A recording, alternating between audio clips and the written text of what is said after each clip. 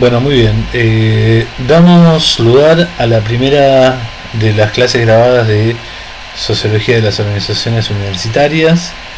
Vamos a comenzar con un autor que se llama Slemenson, que escribió en 1988 esta definición de organización. Dice: la organización constituye un sistema sociotécnico integrado, deliberadamente constituido para la realización de un proyecto concreto, tendiente a la satisfacción de las necesidades de sus miembros y de una población o audiencia externa que le otorga sentido. Está inserta en un contexto socioeconómico y político con el cual guarda la relación de intercambio y de mutua determinación. Como habíamos visto ya en nuestro primer encuentro, habíamos comentado que existen algún tipo de definiciones que son, vamos a ponerle entre comillas, triviales, en el sentido de que de alguna manera no profundizan en demasiados aspectos sobre la organización. La definición de Slemenson se inscribe dentro de lo que se denomina la teoría de los sistemas. La teoría de los sistemas es aquella teoría que entiende o que comprende el mundo a través de la definición justamente de este concepto de sistemas, en donde funcionan de la siguiente manera: con un input o un ingreso, un proceso, una salida, un output y una retroalimentación. Todo esto dentro de un contexto. Es decir, estos sistemas que también explican la forma de funcionar de todo, que está extraído de las ciencias naturales, porque así fue como primeramente se entendió a los sistemas vivos, que funcionaban en un contexto determinado y que interactuaban con el contexto determinado, ¿no? Siempre la metáfora del ser viviente es interesante para aplicar los sistemas. Imagínense al hombre, al ser humano, ustedes mismos interactuando con el sistema, ¿no? Ustedes son un sistema que tienen ingresos, determinados ingresos, por ejemplo, para respirar, ingresan el aire de la atmósfera y bueno, eliminan el dióxido de carbono. Y dentro de su cuerpo o dentro de nuestro cuerpo generamos ese proceso, ¿no? Todo lo que nosotros eliminamos hacia el exterior, bueno, eso puede transformar o no, en realidad siempre afecta de alguna manera el contexto, ¿no? Es decir, el contexto nos influye y a la vez también nosotros influimos al contexto a través de esta definición de sistemas.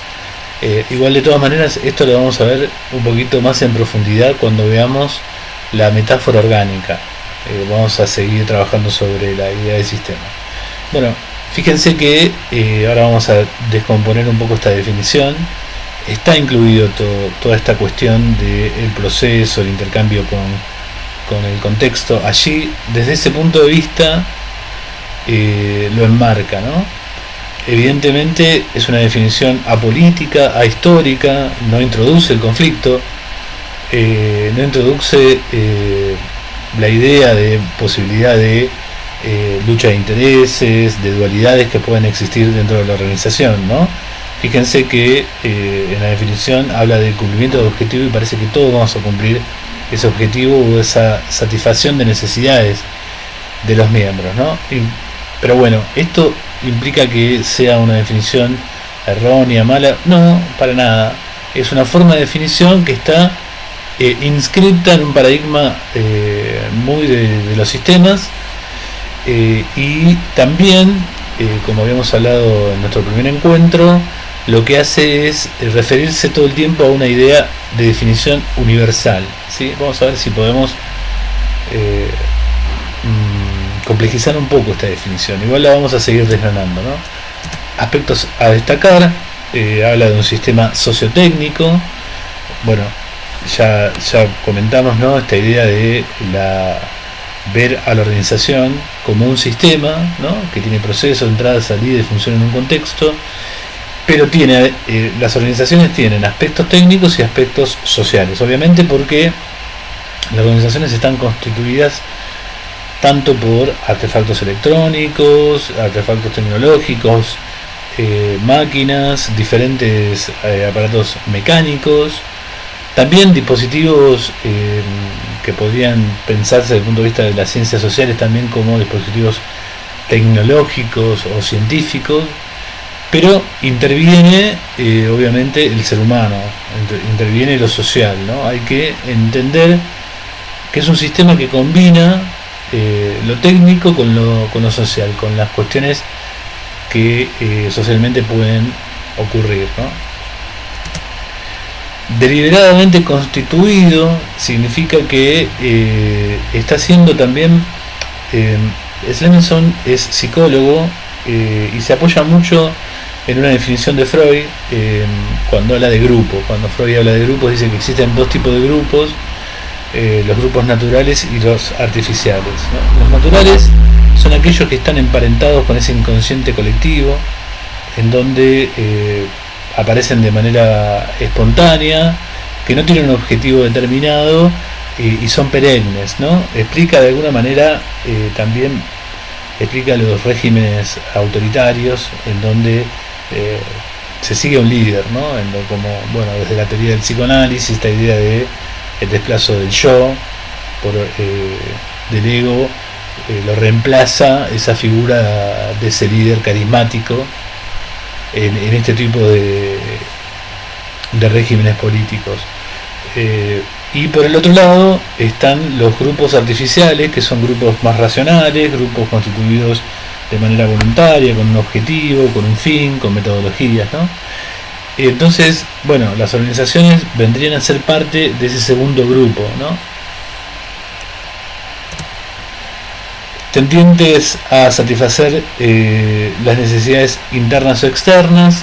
Nuevamente estamos dentro de la teoría de los sistemas. Dentro del sistema satisface las necesidades de los trabajadores, de los agentes, de los dueños de la empresa, y fuera de la organización o del sistema nos encontramos con los clientes, proveedores, con todos los organismos que interactúan en el contexto. Insertado en un contexto socioeconómico y político, nuevamente la idea de ambiente, ¿no?, que circunda a la organización y al sistema. Y acá vamos a pasar un poquito vamos a introducir el conflicto un poco en las organizaciones. Vamos a hablar de Michel Foucault, que no tienen un texto. De Foucault no tenemos un texto, pero sí me gustaría hacer hincapié sobre esto. Y se introduce el concepto de vigilancia en las organizaciones y se pregunta si es casualidad que las prisiones se parezcan a las fábricas, por ejemplo, ¿no?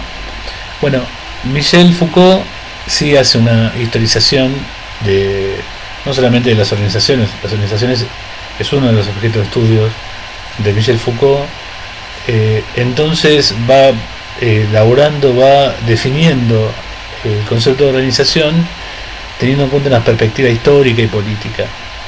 Él lo que dice que las organizaciones son un complejo, ejercen una dominación sofisticada o un tipo de dominación más sutil, en donde se cambia el castigo corporal por la vigilancia, ¿no?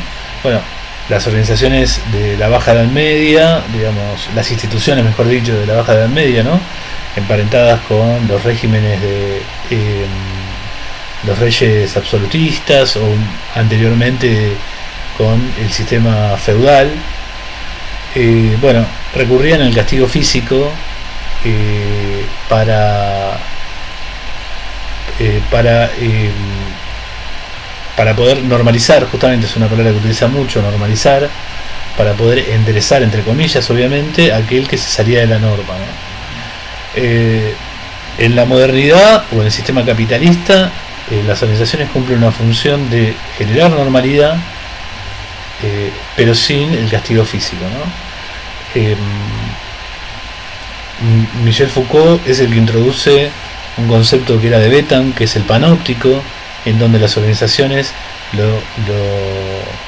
es una técnica social de control, en donde las organizaciones lo introducen así como se introducen en las cárceles, ¿no? El panóptico es esa clásica torre en el centro de la cárcel, en donde puede verse desde ese lugar todas las celdas, ¿no? Y entonces el reo, la persona que está encerrada, cree que está siendo visto todo el tiempo aunque no esté siendo visto, ¿no? Esto genera obviamente una deformación que es la paranoia, ¿no? Sentir que siempre nos están mirando, siempre nos están vigilando. Las organizaciones lo que hacen es, colocar el lugar de la vigilancia en un lugar alto también, en una torre, con el vidrio espejado para que no se vea para adentro, y que dé la sensación de que siempre te están vigilando lo que estás haciendo, ¿no? El concepto de vigilancia, y dice, es un dispositivo de control más sofisticado y más importante que el castigo físico, ¿no? Entonces acá ya introducimos cuestiones de conflicto dentro de la organización, en donde hay alguien que vigila y alguien que es vigilado también, ¿no? Ahora tenemos otra definición, las organizaciones como artefactos. Las organizaciones como artefacto de dominación por parte de aquellos que poseen la propiedad y los que trabajan en ella. A través de la racionalidad moderna instrumental se desarrolla esta idea de organización. Acá aparece un concepto interesante que es la idea de la racionalidad moderna, ¿no? La racionalidad moderna o racionalidad para nuestra época, para nuestra era, ¿qué es ser racional? Que esta racionalidad implica que va a ser racional todo aquello que cumpla con el objetivo previamente marcado, ¿no? Es decir, yo me enfrento ante una decisión, ante una acción, supongamos que la tengo que catalogar, tengo que decir si es racional o es irracional, entonces el parámetro que utilizaré es aquel que me ayuda a entender si esa decisión o esa acción me acerca o me aleja al objetivo deseado. Si me aleja del objetivo deseado, será más irracional, y será más racional si me acerca al objetivo deseado, ¿no? Es decir, entender por eso la razón, por eso racionalidad instrumental, es entender a la razón como un instrumento para llegar a ese lugar, ¿no? Para llegar a ese lugar que yo mismo me prefije. En este sentido, en la era moderna, la modernidad, el proyecto moderno, ¿no? Este que empezó con Descartes en el siglo XVII, y que se fue desarrollando que desarrolló la ciencia, el progreso, la educación también, la educación moderna, el progreso técnico científico, fue también el que desarrolló el sistema capitalista en el cual estamos viviendo, y ese sistema, esa organización la podemos también ver como un artefacto, nuevamente, ¿no? Que tiene entradas, tiene procesos, tiene salidas, y en donde ese artefacto ejerce un proceso de dominación sobre aquellos que no son dueños de ese artefacto precisamente, ¿no?